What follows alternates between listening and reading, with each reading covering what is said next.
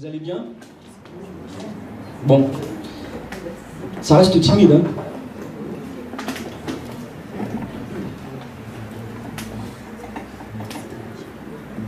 Bonjour frères et sœurs. Est-ce que vous allez bien? Amen. Amen. Permettez-moi, je vous prie d'introduire ma pensée en disant le témoignage d'un homme que Dieu a utilisé puissamment. Est-ce que vous voulez que je lise une portion de son histoire? Non? Ah, ok. J'aime bien quand il y a l'interactivité, hein, donc si vous voyez que... Si j'ai pas de réponse, j'attends la réponse. Hein. Alors, voici ce que cet homme dit. Il y a plusieurs années, l'Esprit de Dieu a commencé à me parler. Au début, j'étais trop occupé pour prêter attention à sa voix. Mais il a persévéré jusqu'à ce que je commence à me retirer à l'écart dès qu'il voulait me parler, pour pouvoir entendre ce que mon Seigneur Dieu avait à me dire. Et cela est devenu une manière d'agir habituelle pour moi. Je me suis soumise à cette voix. À présent, au plus petit souffle de l'esprit, je laisse ce que je suis en train de faire pour me tenir en sa présence, afin d'entendre sa voix et d'y obéir. Quel témoignage! Cet homme dont j'ai lu une partie de ses propos, voici ce qu'il est dit de lui. Avant 1907, année où il reçut le baptême de Pentecôte, le Saint-Esprit était déjà au centre de son expérience et de son enseignement. Mais à partir de cette année-là, Smith Wigglesworth arriva à un stade où le Saint-Esprit fut vraiment souverain dans tous les domaines de son ministère, et moi je rajoute dans tous les domaines de sa vie. Il chercha constamment à vivre par l'Esprit. Je répète cette phrase parce qu'elle est importante pour nous ce matin. Il chercha constamment à vivre par l'Esprit et à être conduit par lui. Il considérait le parler en langue comme un trésor d'une valeur inestimable. Et plusieurs fois par jour, il déversait devant Dieu des flots d'amour et d'adoration, non pas dans sa langue naturelle, mais dans les langues merveilleuses que l'Esprit de Dieu, le Saint-Esprit, lui avait données par grâce. Il était convaincu que le parler en langue est toujours une source d'édification spirituelle.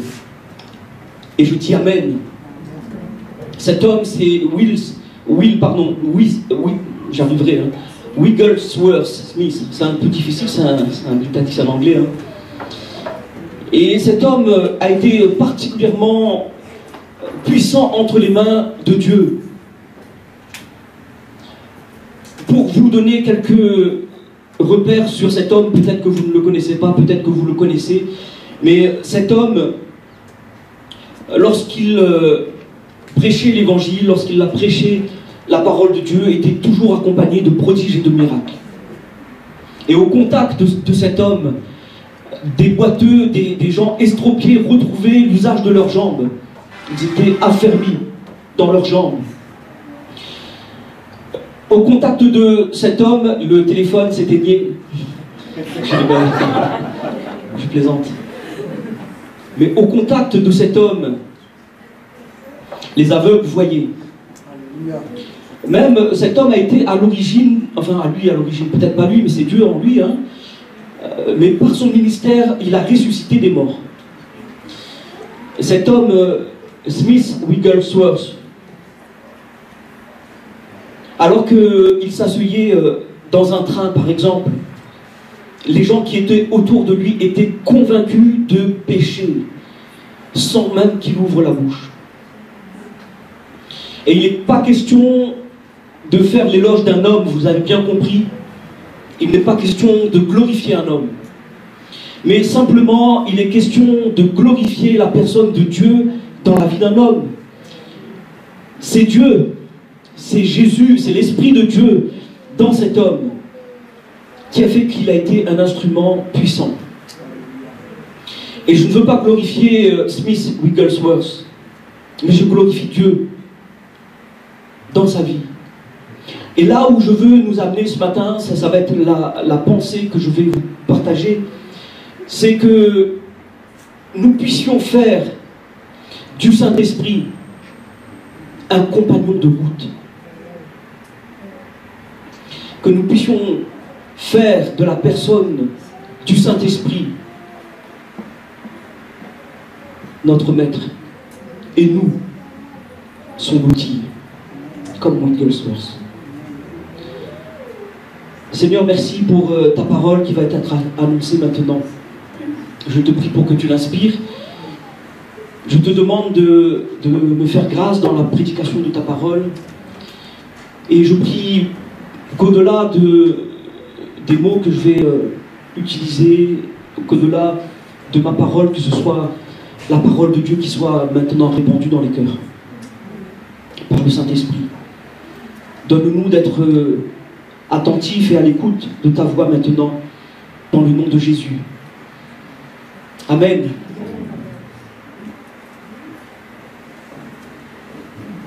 La pensée que je partagerai avec vous ce matin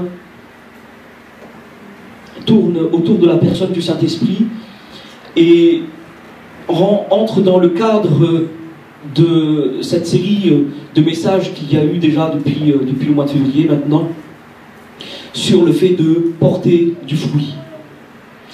Et on a vu que ce que c'était premièrement porter du fruit, ce qu'était le fruit. On a vu ce que n'était pas le fruit. On a vu également comment porter du fruit. Donc on a parlé de la marche avec Dieu. On a parlé de vivre. Je reprends mes notes. On a parlé de vivre en Christ. Vous vous en souvenez? Marcher par la foi ou marcher avec Dieu. C'était l'exemple d'Enoch qu'on avait pris. On avait parlé également du fait d'être en Christ, et on avait parlé essentiellement de Jean-Baptiste qui est mort à lui-même pour laisser croître Jésus. Et ce matin, j'aimerais que nous nous attachions à la part du Saint-Esprit dans notre vie pour porter du fruit. Le fruit qu'on doit porter, la Bible dit que ça doit être un fruit qui demeure. On va lire dans un instant notre texte de référence que nous avons lu jusqu'à présent, Jean chapitre 14, si vous voulez le chercher. Et dans ce passage, il est question de demeurer. D'un fruit qui demeure. Et on sait bien que sur cette terre, il n'y a rien qui demeure. Tout est passager. Et tout est destiné à une fin. Mais il y a des fruits qui vont demeurer. Le fruit qui va demeurer, par exemple, c'est ce que j'ai fait de Jésus dans ma vie. Et la vie qu'il va me donner, ça va demeurer après même la mort. Le fruit que nous pouvons porter, c'est peut-être les hommes et les femmes que nous avons amenés au Seigneur. Ce sont des fruits. La Bible dit qu'un disciple doit engendrer un disciple, n'est-ce pas? Allez, faites de toutes les nations des disciples. Mais ces choses-là sont spirituelles et ne sont pas charnelles. Ce qui fait que la part de l'esprit est importante pour porter du fruit. Et si nous n'avons pas l'esprit de Dieu en nous, nous ne pourrons pas porter de fruits qui demeurent. Vous êtes d'accord avec ça? Amen. Nous ne pourrons pas porter de fruits spirituels. Lisons ce que Jésus dit dans Jean chapitre 14. Chapitre 15, pardon. Jean chapitre 15.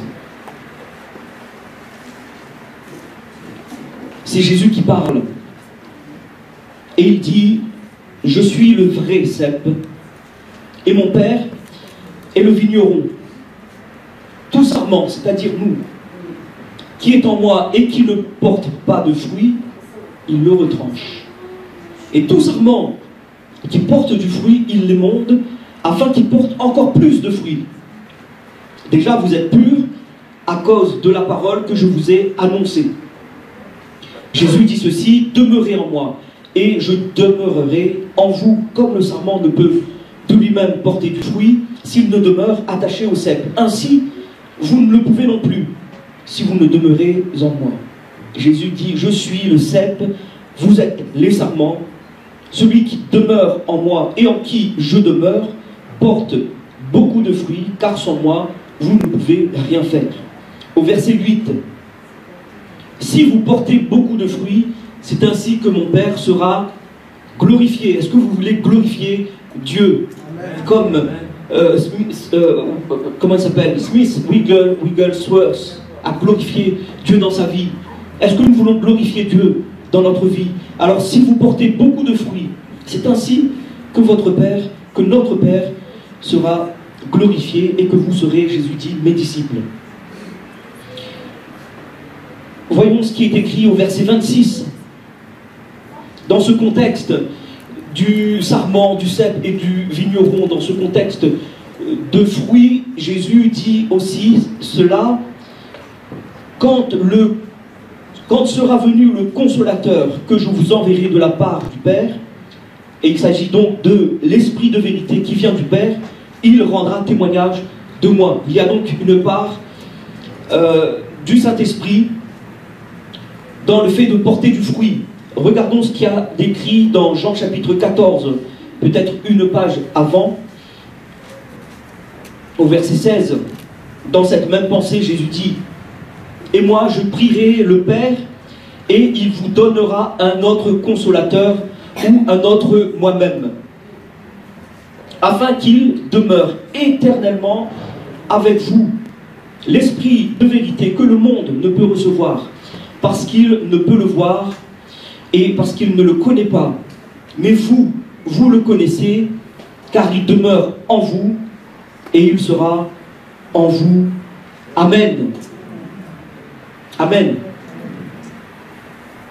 L'Esprit de vérité que Dieu nous donne, que Jésus nous donne, c'est cet esprit-là qui va nous révéler la Christ davantage, et c'est l'Esprit de Dieu qui, lorsqu'il demeure en nous, eh bien fait demeurer la personne de Christ en nous. Et c'est ainsi qu'on peut glorifier Dieu au travers des fruits que nous avons manifestés. Comment, frères et sœurs, comment produire du bon fruit? Donc il y a le fait de marcher avec Dieu, il y a le fait d'être caché en Christ, mais il y a aussi le fait de vivre par le Saint-Esprit. Et voilà comment je vais développer cette pensée ce matin, si le temps me le permet. Vivre par le Saint-Esprit me donne 3 directions. Il y en a certainement plein d'autres, mais ce matin, nous allons essayer de nous attacher à nous diriger vers 3 éléments qui concernent la personne du Saint-Esprit en nous. Si nous avons l'Esprit de Dieu en nous, est-ce que nous sommes en mesure d'être sensibles à la voix du Saint-Esprit? Ce sera mon premier point. Vivre par l'Esprit, la sensibilité. Le second point que je verrai avec vous, c'est vivre par l'Esprit implique une démarche ou une marche bien spécifique. Lorsqu'on est rempli du Saint-Esprit, on ne marche pas selon le monde et on ne marche pas selon la convoitise de la chair, mais on marche selon les désirs de l'Esprit. Marcher selon l'Esprit. Mon deuxième point. Et mon troisième point, c'est l'expérience que nous sommes appelés à tous à vivre, vivre par l'Esprit,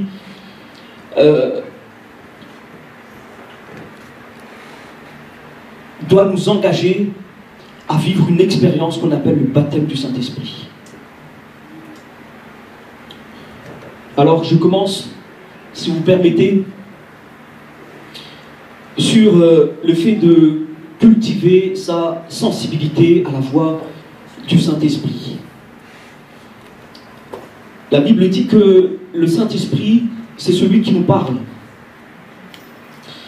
Et le Saint-Esprit aussi s'exprime au travers de nos prières, parce que parfois nous ne savons pas quoi dire. Et l'Esprit de Dieu nous aide à prier. La Bible parle du Saint-Esprit qui nous révèle la personne de Christ, donc qui nous parle de Jésus. La Bible nous parle du Saint-Esprit qui convainc de justice, de péché et de jugement. C'est-à-dire que le Saint-Esprit parle à notre conscience, à notre cœur. Et la question en fait qui nous intéresse ce matin sur le point de ce point, en tout cas au niveau de la sensibilité à la voix de l'Esprit, c'est est-ce que nous sommes attentifs à cette voix? Vous savez que le monde dans lequel on vit, c'est un monde bruyant. Les bruits qui nous tracassent ne sont pas forcément audibles à l'oreille, mais le bruit de nos soucis, c'est peut-être un bruit qui empêche l'Esprit de Dieu, non, qui n'empêche pas, mais qui nous empêche d'entendre l'Esprit de Dieu nous parler. Peut-être que le bruit de ta maladie, c'est un bruit qui t'empêche d'entendre la voix de Dieu, d'entendre le Saint-Esprit te parler. Peut-être que ton projet professionnel, c'est un bruit qui t'empêche d'entendre la voix de Dieu. Peut-être que toutes tes aspirations, peut-être que toutes tes passions sont là pour faire obstacle au son doux de la voix du Saint-Esprit. Mais ce matin, j'aimerais juste nous encourager, parce que ça arrive que nous soyons un peu sourds. Ce n'est pas le problème. Le problème, c'est d'entretenir la surdité. Mais ça peut nous arriver. On peut être tracassé, et puis à un moment donné, on se ressaisit comme Pierre dans la barque, sur l'eau, pardon. Le bruit de la mer, du vent, ça l'a fait perdre vue. Il avait vu Jésus en vue et il a commencé à couler. Puis à un moment donné, il regarde à Jésus. Les bruits de la mer et des flots cessent et il crie à Jésus. Donc c'est pas un problème de passer par des périodes où on n'arrive pas à être sensible à la voix du Saint-Esprit. Mais n'entretenons pas ça. J'aimerais vous parler d'un homme qui a été particulièrement sensible à l'esprit. Il y en a plusieurs, hein, mais me semble-t-il que Paul était quelqu'un qui était sensible à la voix du Saint-Esprit. Et toute la doctrine biblique, une bonne partie de la doctrine biblique a été aussi révélée à Paul. Et Paul nous l'enseigne dans ses livres. Mais regardons un épisode où Paul fait taire tous les bruits et se met à écouter la parole de Dieu. C'est un texte que vous connaissez très bien. Il s'agit d'une expérience qu'il a vécue, et cela nous est retranscrit dans le livre des Actes, au chapitre 16. Si vous voulez, nous allons feuilleter notre Bible, et voici ce que Luc, qui a écrit les Actes, nous parle. Luc dit ceci: il se rendit ensuite à Derbe et à Lystre. Et voici, il y avait là un disciple nommé Timothée, fils d'une femme juive fidèle et d'un père grec. Les frères de Lystre et d'Icône rendaient de lui un bon témoignage. Paul voulut l'amener avec lui, et l'ayant pris, il le circoncit à cause des Juifs qui étaient dans ces lieux-là, car tous savaient que son père était grec. En passant par les villes, il recommandait aux frères d'observer les décisions des apôtres et des anciens de Jérusalem. Les églises se fortifiaient dans la foi et augmentaient en nombre de jour en jour. Ayant été empêchés par le Saint-Esprit d'annoncer la parole dans l'Asie, ils traversèrent la Phrygie et le pays de Galatie. Arrivés près de la Mysie, ils se disposaient à entrer en Bithynie, mais l'Esprit de Dieu, l'Esprit de Jésus ne leur permit pas. Ils franchirent donc alors la Mysie et descendirent à Troas. Pendant la nuit, Paul eut une vision. Un Macédonien lui apparut, et lui fit cette prière: passe en Macédoine, secours-nous. Après cette vision de Paul, nous cherchâmes aussitôt à nous rendre en Macédoine, concluant que le Seigneur nous appelait à y annoncer la bonne nouvelle. Amen. Vous voyez dans ce texte, à 3 reprises, le Saint-Esprit intervient alors que Paul et cette équipe missionnaire se met en marche vers leur mission, vers leur destination. Ils sont empêchés par l'Esprit de Dieu d'y aller. Et ces hommes n'ont pas résisté à ça. Pourtant, je pense que le plan était bien figé, était bien fixé. Le planning était fait. Peut-être que même au niveau des préparatifs logistiques, tout était prêt. Et nous, il faut l'avouer, quand nous sommes prêts, quand il y a des choses qui ont été engagées, les finances, les moyens matériels, le planning, et que Dieu nous dit non, c'est pas cette direction-là, on se dit attends Seigneur, il y a tout ça de près.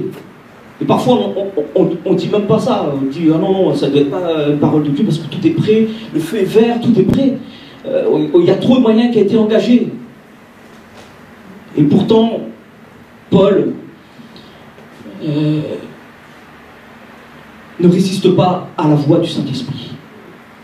Et il faut quand même se l'avouer, frères et sœurs, que ça nous arrive de résister à la voix du Saint-Esprit. La Bible dit que Dieu parle tantôt d'une manière, tantôt d'une autre, mais que l'homme n'y prend point garde. Mais je bénis le Seigneur parce qu'il a mis en nous son esprit. Et parce que nous ne sommes pas de ceux qui ne prenons point garde de la parole de Dieu. Ce n'est pas notre style de vie. Nous décidons de faire de la personne du Saint-Esprit celui qui va nous parler. Est-ce que vous laissez, frères et sœurs, est-ce que nous laissons le Saint-Esprit parler à notre cœur? Et le fait d'être attentif et de cultiver cette attention à la voix du Saint-Esprit, c'est une manière pour nous de rester attachés et demeurer en Jésus. Et c'est de cette manière que nous porterons du fruit.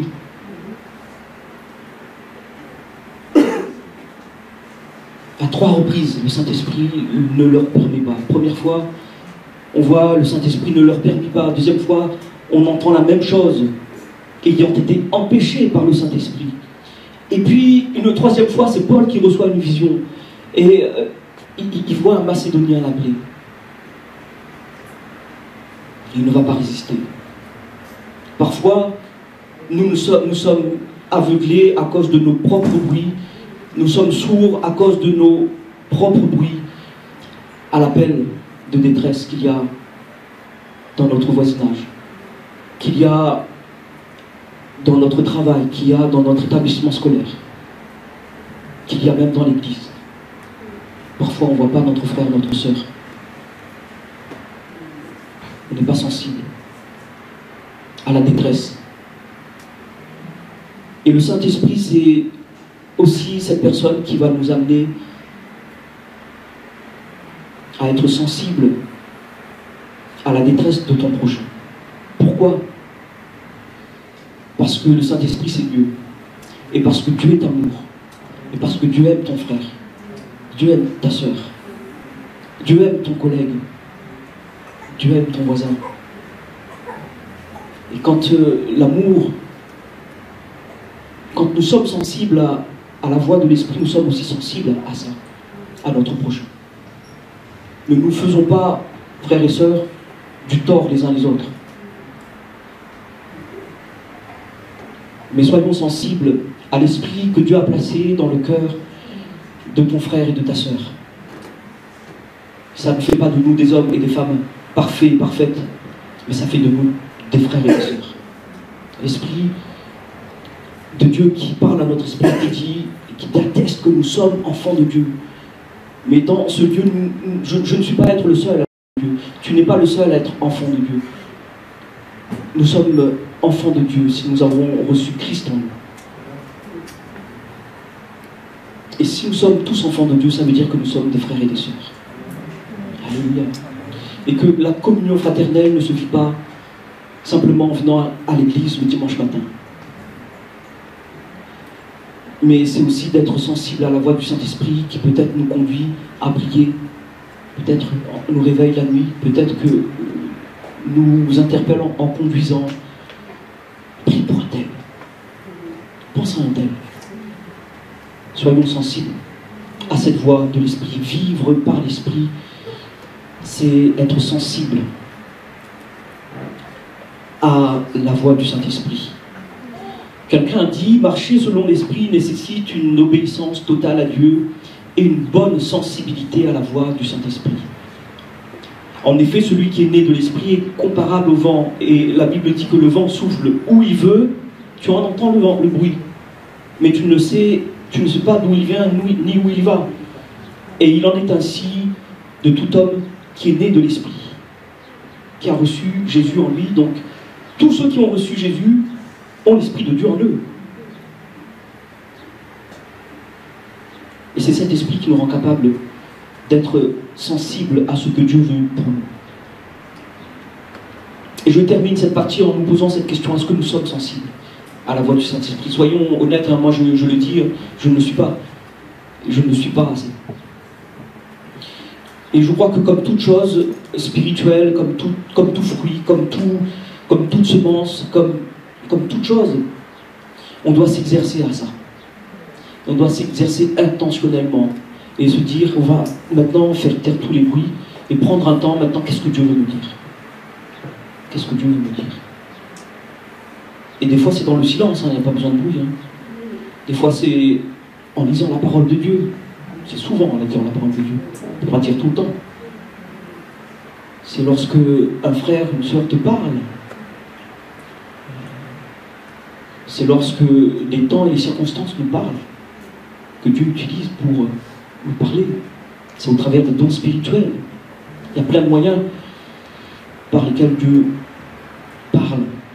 Est-ce que nous savons faire taire tous ces bruits et aller nous mettre à l'écart comme cet homme dont nous avons lu le récit en introduction? Savons-nous faire de la personne du Saint-Esprit notre compagnon de route? Vivre par l'Esprit, c'est avoir aussi une manière de marcher. On ne peut pas avoir le Saint-Esprit et marcher à la manière de ceux qui ne sont pas régénérés. Paul nous encourage à être de ceux qui sont régénérés, de ceux qui renouvellent leur intelligence. Et ne laissons pas la pensée du monde gagner notre QG. Quartier général, c'est ici que ça se passe. Et des fois, on ne marche pas selon la pensée de l'esprit, mais on marche selon la pensée du monde. Ou on marche selon la pensée d'une influence. Quelqu'un qui m'influence m'a dit telle chose, et je ne suis pas capable de discerner que c'est faux. Ça arrive.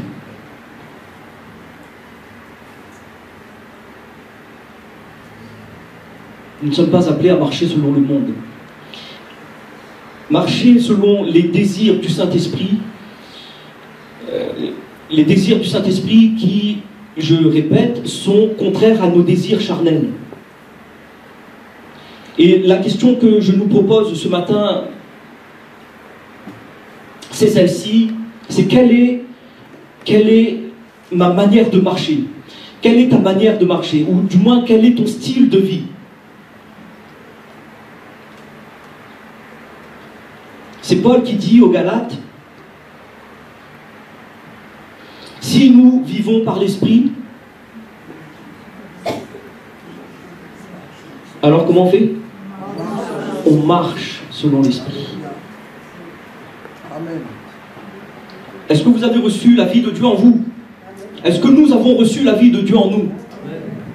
Donc nous avons l'Esprit de Dieu en nous. Donc si nous avons cette vie,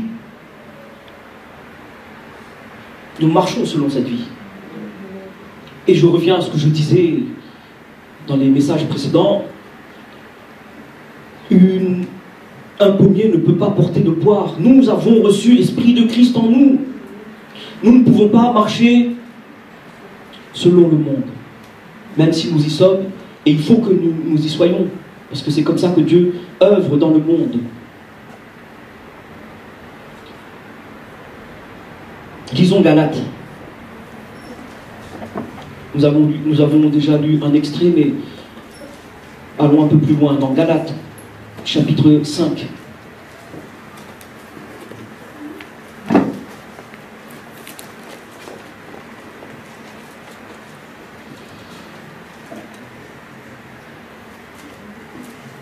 Les versets 16 à 26,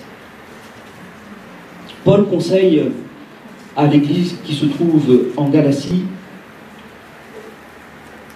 il dit: je dis donc, marchez selon l'esprit, et vous n'accomplirez pas les désirs de la chair.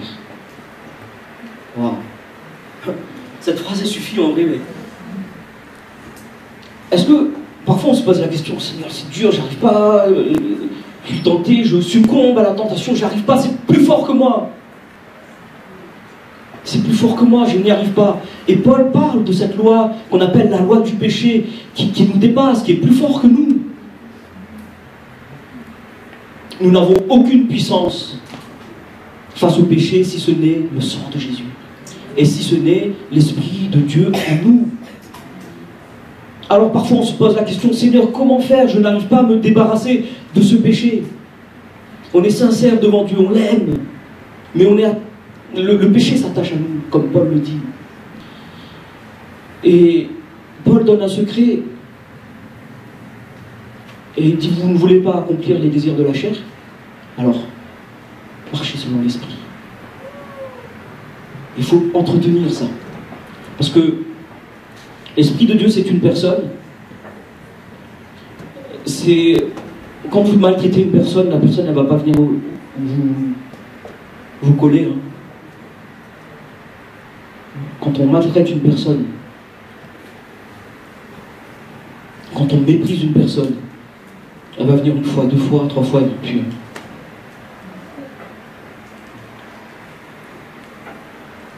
il faut entretenir sa relation.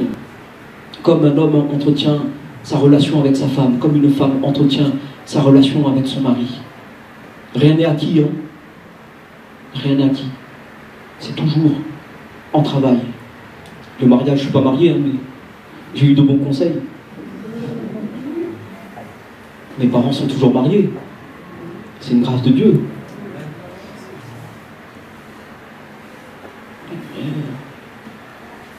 Mais ce que je veux dire par là, c'est entretenons notre attachement.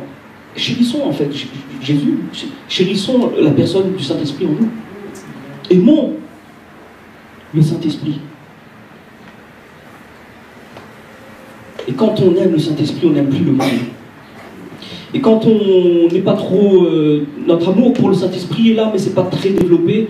Ce qui fait qu'il y a encore des choses du monde auxquelles on s'attache. C'est pas compliqué ce que j'ai dit, hein, c'est tout simplement très, excusez-moi du terme, mais très mathématique. Hein, 1 plus 1 égale 2. Et j'aime pas trop le Seigneur, ben, je vais aimer un peu le monde. J'aime beaucoup le Seigneur, je vais moins aimer le monde. C'est comme ça, et ça se cultive. Ça se cultive, l'amour, la sensibilité, ça se cultive. Et nous sommes appelés à ça, tant que nous sommes sur la terre. C'est pas parce qu'on est devenu chrétien que ça y est, tout est acquis. On a vite fait se faire rattraper par le monde et par ses pensées. Et Paul dit, marchez selon l'esprit, vous n'accomplirez pas les désirs de la chair. Car la chair a des désirs contraires à ceux de l'esprit, et l'esprit en a de contraires à ceux de la chair. Ils sont opposés entre eux, afin que vous ne fassiez point ce que vous voudriez. Si vous êtes conduits par l'esprit, vous n'êtes point sous la loi. Or, les œuvres de la chair sont manifestes. Ce sont l'impudicité, l'impureté, la dissolution, l'idolâtrie, la magie, les inimitiés, les querelles, les jalousies, les animosités, les disputes, les divisions, les sectes, l'envie, l'ivrognerie, l'excès de table et les choses semblables. Je vous dis d'avance, comme je l'ai déjà dit, ceux qui commettent de telles choses n'hériteront point le royaume de Dieu. C'est dur ce que Paul dit, mais c'est vrai, hein.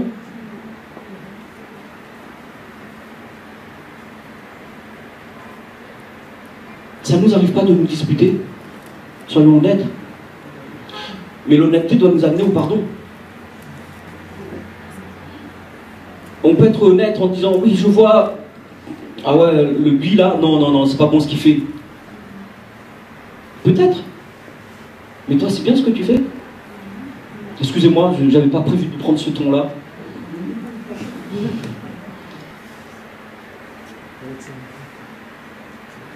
Quand il y a des querelles, on pense que c'est l'autre qui a tort. Mais dans une querelle, dans des disputes, personne n'a tort, personne n'a raison. Mais on veut garder ses positions.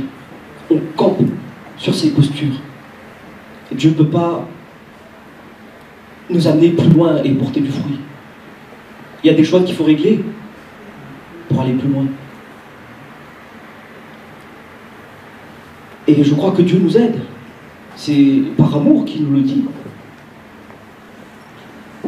Des fois, il faut pleurer sur soi. Et même si moi j'ai raison et l'autre a tort, c'est pas grave, Seigneur, je vais voir mon frère et ma soeur, je lui demande pardon.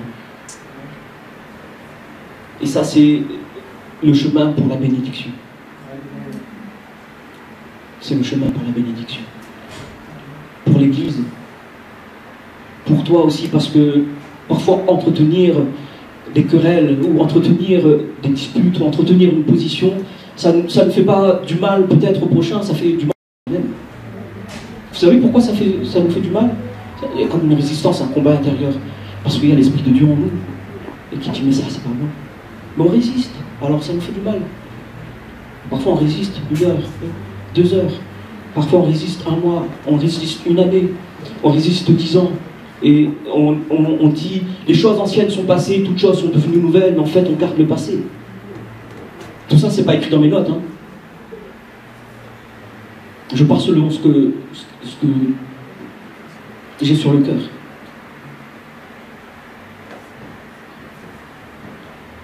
Et soyons des amoureux de l'esprit, parce que quand on aime Jésus et quand on aime son esprit, on va aimer notre frère, on va aimer notre sœur. Indépendamment de ce qu'il est, indépendamment de ce qu'il a fait. Alléluia. Amen.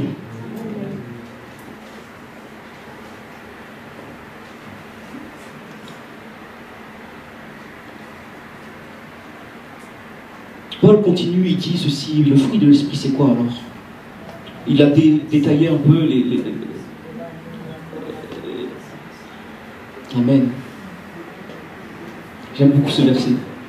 Il a détaillé un petit peu tout le fruit de la chair, mais c'est bon qu'on s'arrête surtout sur les fruits de l'esprit. Quand on marche par l'esprit, nous vivons par l'esprit, alors ces choses-là, nous allons les avoir en nous, plus ou moins en fonction de notre niveau et en fonction de notre passion. Mais le fruit de l'esprit, c'est l'amour, on va le dire ensemble, parce que c'est quelque chose qu'on connaît tous. Le fruit de l'esprit, c'est l'amour, la joie, la paix, la patience, la bonté, la bénignité, la fidélité, la douceur et la tempérance. C'est quoi la bénignité? Est-ce que vous savez c'est quoi la bénignité? La bienveillance. Exact. C'est ça. Et Paul dit ceux qui sont à Christ, crucifiés ont crucifié la chair et ses passions et ses désirs. Donc, toutes les choses que nous avons vues avant, on a crucifié ces choses-là. Donc, on vit selon ce nouveau modèle. C'est notre style de vie. Enfin, je pointe là-bas, mais je peux pointer ici parce que vous ne voyez pas l'écran là-bas. C'est notre style de vie. L'amour, c'est notre style de vie. Oui ou non? C'est notre manière de marcher. La joie, même quand des choses nous attristent. La joie du salut. Alléluia. La paix, c'est notre style de vie. En dehors, mais aussi dans l'église. La patience. Ah, c'est dur. Parfois, la patience. On voit ça dans les embouteillages. La bonté. La bienveillance. La fidélité, c'est-à-dire la foi. La fidélité, c'est être attaché à quelqu'un qui a pour racine la foi. La foi et la fidélité, c'est la même chose, c'est le même mot. Oui, il faudra regarder dans le grec, tu verras que la foi et la fidélité, c'est la même racine. Ouais. Et la douceur. La douceur n'empêche pas la fermeté. La douceur, ce n'est pas être mou. Et puis la tempérance, c'est-à-dire la maîtrise de soi. Ça, c'est difficile aussi, je l'avoue pour moi-même en premier.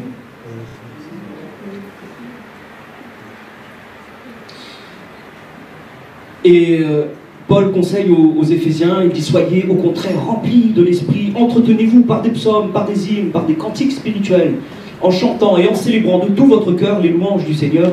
Rendez continuellement grâce pour toutes ces choses à Dieu le Père, au nom de notre Seigneur Jésus-Christ. C'est écrit dans Éphésiens chapitre 5 versets 18 à 20. Si vous voulez prendre des notes, nous allons maintenant regarder ce que Paul dit aux Romains.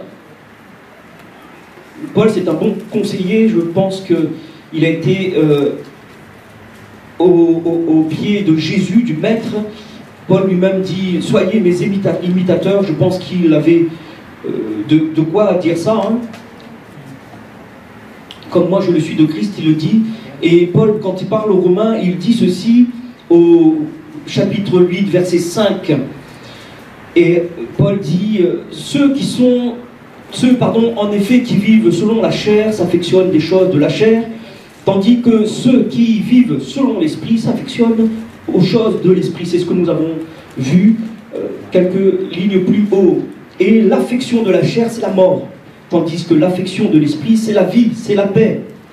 Et l'affection de la chair, c'est inimitié contre Dieu, c'est le fait d'être ennemi de Dieu. Parce qu'elle ne se soumet pas à la loi de Dieu et qu'elle ne le peut même pas. Or, à ceux qui vivent selon la chair ne saurait plaire à Dieu. Pour vous, donc pour nous, Paul parle à nous aussi, hein, nous qui avons reçu Christ et nous qui marchons selon la vie de l'Esprit. Pour vous, vous ne vivez plus selon la chair, mais selon l'Esprit, si du moins l'Esprit de Dieu habite en vous. Rassurez-moi, frères et sœurs, est-ce que vous avez l'Esprit de Dieu en vous? Vous savez que l'Esprit de Dieu ne se retire pas comme ça, hein? Même quand on a péché. Parce que s'il n'y avait plus l'Esprit de Dieu en nous et que l'on tombe, alors qui c'est qui va nous rappeler? Qui c'est qui va venir nous... C'est le Saint-Esprit. Mais par contre, si on aime le péché, on reste par terre. On s'est dit là, le Saint-Esprit ne peut pas rester. Mais avant d'arriver à là, un cheminement. Et le Saint-Esprit ne se retirera pas d'une personne du jour au lendemain comme ça. Il va venir cogner à notre porte. Une fois, deux fois, trois fois. Si on résiste et que c'est foutu pour nous, qu'on rejette vraiment, alors là, il va se retirer. Mais nous avons le Saint-Esprit en nous. Alors, Paul dit: si du moins l'Esprit de Dieu habite en vous, si quelqu'un n'a pas l'Esprit de Christ, il ne lui appartient pas. C'est ce que nous avons lu dans notre texte de référence. Celui qui est attaché à Christ, ben Christ est attaché à lui. Si quelqu'un Et si quelqu'un n'est pas attaché à Christ, ben il le retranche.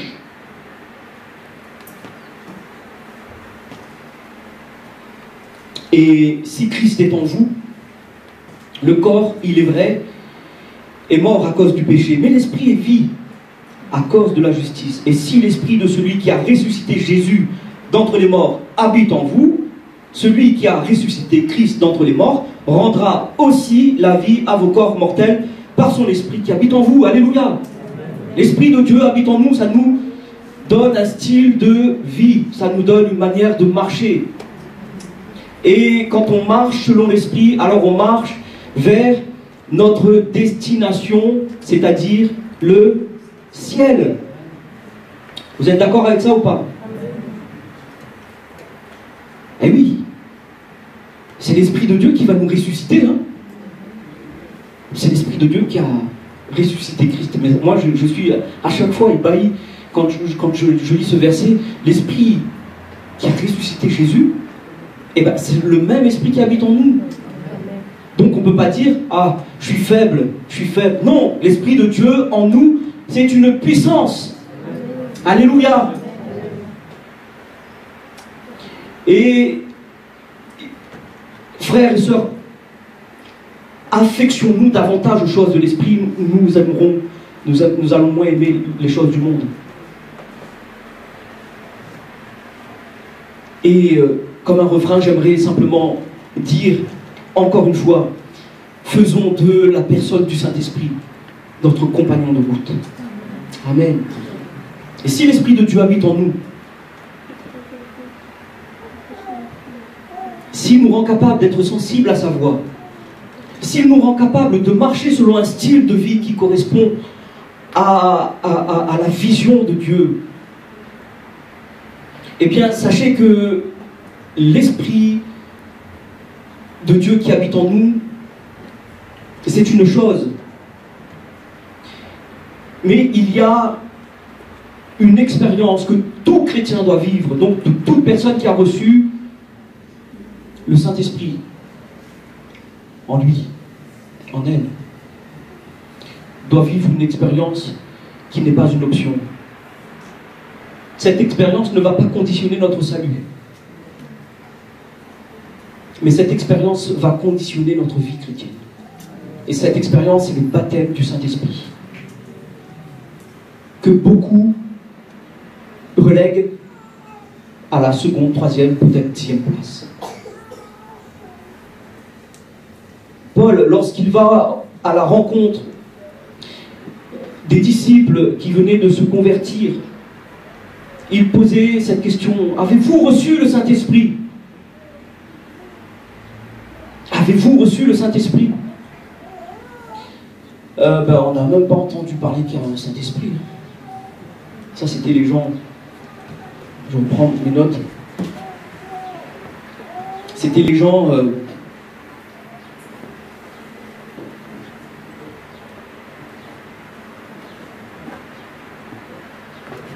On va lire dans Acte 19 pour ne pas se tromper.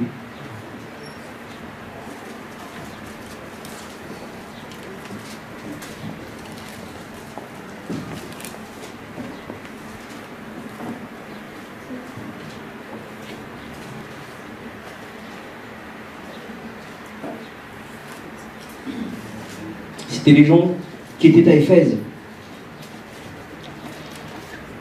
Les disciples, les premiers disciples d'Éphèse. Pendant que Apollos était à Corinthe, Paul, lui, après avoir parcouru les hautes provinces de l'Asie, il arriva à Éphèse. Ayant rencontré quelques disciples, il leur dit: avez-vous reçu le Saint-Esprit quand vous avez cru? Ils répondirent: nous n'avons même pas entendu parler qu'il y ait un Saint-Esprit. Et Paul dit: mais de quel baptême avez-vous donc été baptisés? Ils répondirent: du baptême de Jean. Donc le baptême par immersion, c'est le baptême de repentance. Et alors Paul dit: Jean a baptisé du baptême de repentance, disant au peuple de croire en celui qui venait après lui, c'est-à-dire Jésus. Et sur ces paroles, ils furent baptisés d'eau.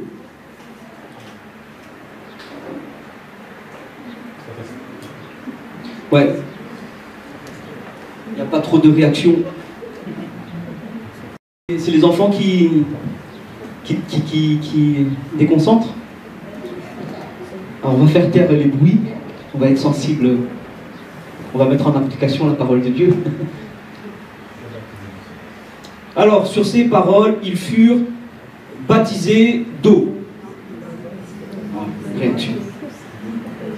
Non, ils furent baptisés au nom du Seigneur Jésus. Et qu'est-ce qu'il est dit? Il est question de quel baptême ici? Lorsque Paul leur eut imposé les mains, le Saint-Esprit vint sur eux et ils parlaient des langues et prophétisaient. Alléluia. Laisse-moi te dire, mon frère, ma soeur, que lorsque tu as reçu Jésus dans ton cœur, effectivement, tu as la personne du Saint-Esprit en toi. Parce que Jésus vit en toi, par son esprit. Mais il faut y mettre le feu. C'est comme une dynamite au fond de soi qu'on laisse sans allumer la mèche. Vous savez c'est quoi le baptême du Saint-Esprit? C'est quand on a cette dynamite en nous et qu'on se dit je vais l'allumer. On prend un briquet, on prend une allumette, on allume. Enfin, ça fait plus fort que ça. Mais le Saint-Esprit, ce baptême du Saint-Esprit. C'est ce qui s'est passé le jour de la Pentecôte. Le jour de la Pentecôte, la Bible dit qu'ils étaient tous réunis dans un même lieu. Et qu'est-ce qui est arrivé? Tout à coup, il vint du ciel un bruit comme celui d'un vent impétueux qui remplit toute la maison où ils étaient assis. Et la Bible dit que là, des langues semblables à des langues de feu leur apparurent et se posaient sur chacun d'eux. Et chacun s'exprimait selon ce que l'Esprit leur donnait de s'exprimer. Est-ce que tu veux activer cette dynamique? Il n'est pas simplement question de vivre sa vie chrétienne sans activer cette dynamique. Le baptême du Saint-Esprit, ce n'est pas une option. On aura beaucoup de difficultés dans notre vie chrétienne. Activons la puissance du Saint-Esprit. Et soyons comme cet homme simple que nous avons vu tout à l'heure en introduction. Smith Wigglesworth. Un homme très simple, sans éducation, qui n'avait pas fait d'études de théologie. Il n'y a pas besoin de ça pour gagner le monde. Il n'y a pas besoin de ça pour aimer son prochain. Il n'y a pas besoin de ça pour que mon voisin soit sauvé. Il y a besoin de la puissance de Dieu. Et nous, ici en Occident, nous sommes trop accaparés par la pensée un peu cartésienne de dire et de prier simplement. Vous savez, dans les pays d'Afrique ou dans les îles, moi je viens d'une île, il y a des manifestations spirituelles, démoniaques, et ça oblige l'Église d'être armée puissamment. Et nous, notre confort, notre travail, nos préoccupations et notre ego, on pense un petit peu à soi, on ne pense pas trop aux autres. Même en tant que Église, je ne parle pas de Morsan personnellement, mais en tant qu'Église, nous sommes amenés à ne plus vivre pour nous, mais à vivre pour les uns pour les autres, mais aussi pour ceux du dehors. Et en fait, on est trop occupé avec notre plan, notre projet de carrière, notre plan familial, C'est bien, Dieu va nous bénir avec ça, c'est pas un problème. Mais nous en restons à là et nous ne voulons pas activer la dynamique. Est-ce que vous voulez être baptisé du Saint-Esprit et vivre des expériences que Dieu a vous donné de vivre? Moi, je ne cherche pas à être comme Smith Wigglesworth. Non, simplement, on n'a pas de prétention, on n'est rien. Nous ne sommes que des instruments, des vases de terre. Et c'est l'Esprit de Dieu en nous qui vient glorifier Dieu. Et moi, je me dis qu'en tant que chrétien, il vaut mieux que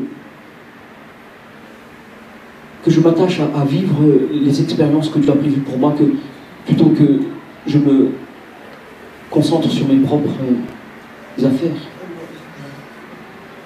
Et j'ai besoin, moi en premier, je vous parle, mais c'est à moi que je parle.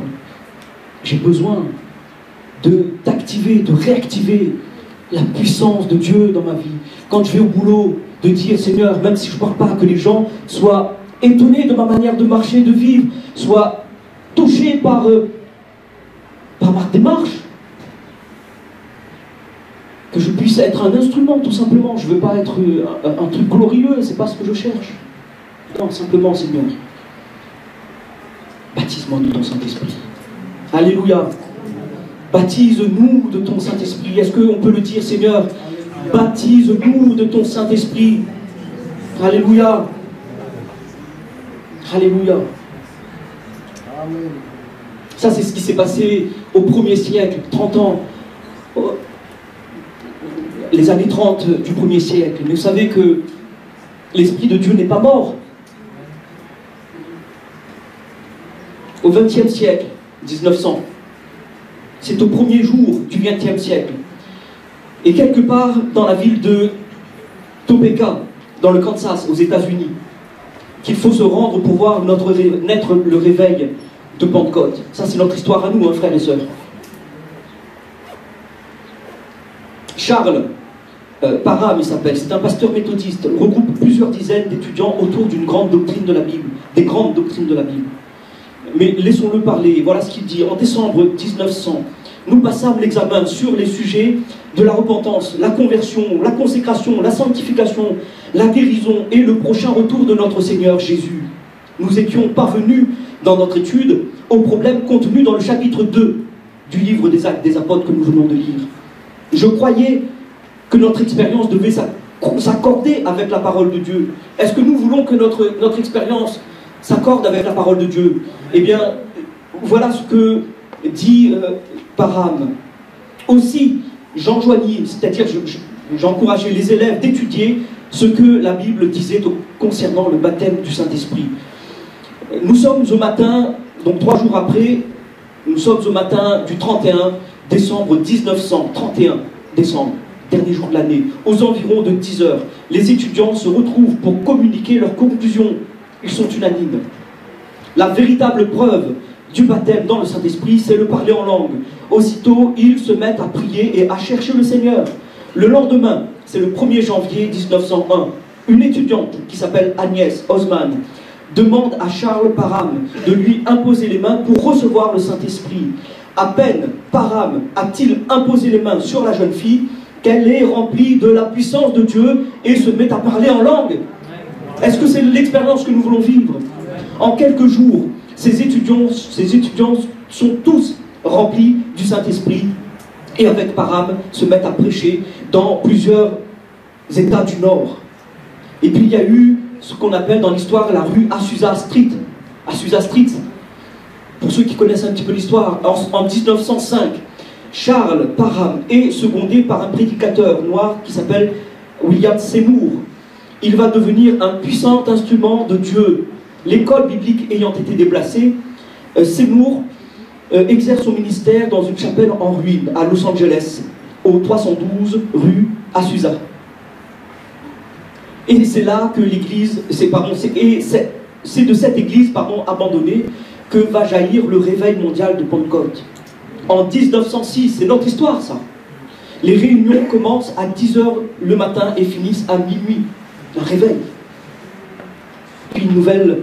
Alors il nous est dit que des foules viennent, que les malades sont guéris, la puissance du Saint-Esprit se manifeste.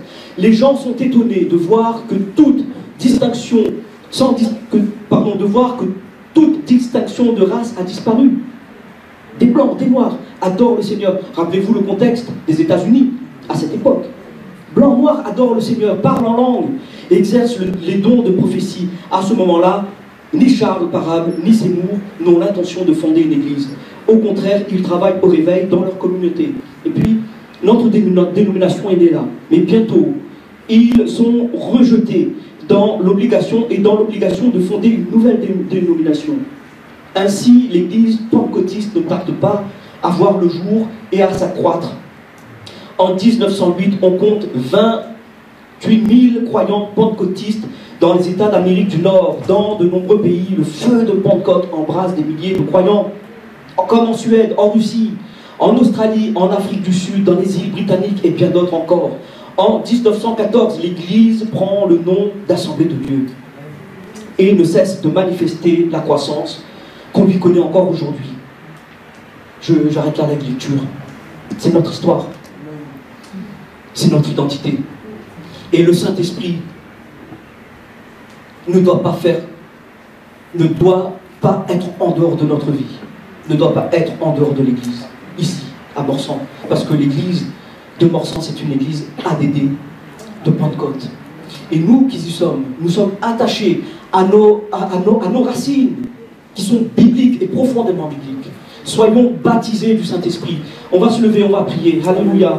Jésus, tu bénis ta parole maintenant dans nos cœurs. Et tu nous donnes, Seigneur, de vivre par le Saint-Esprit. Et tu nous donnes d'être sensibles à la voix du Saint-Esprit. Donne-nous de marcher digne de la pensée et des désirs du Saint-Esprit. Donne-nous aussi d'être un peuple baptisé du Saint-Esprit. Un peuple qui vive le réveil. Seigneur, réveille-moi en premier. Réveille-nous en tant qu'Église. Seigneur, viens par ton Saint-Esprit. Viens par ton Saint-Esprit. Ne sois pas étranger, Seigneur. Mais tu es là chez toi. Ta demeure, c'est nous. Viens habiter en nous. Dans le nom de Jésus. Alléluia, je laisse la place au pasteur. Alléluia. Restons, mes bien-aimés, dans ce temps